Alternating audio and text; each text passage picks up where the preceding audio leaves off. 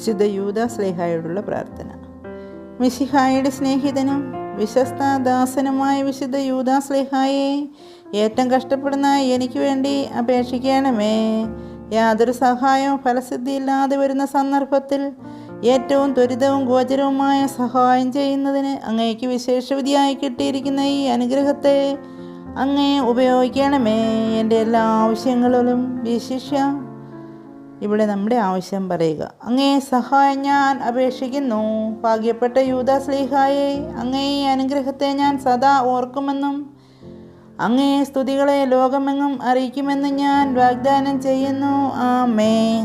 ഈ പ്രാർത്ഥന തുടർച്ചയായി 9 പ്രാവശ്യം വെച്ച് 9 ദിവസം ചൊല്ലുക. നിങ്ങൾ ആഗ്രഹിച്ച കാര്യങ്ങൾ സാധിക്കും.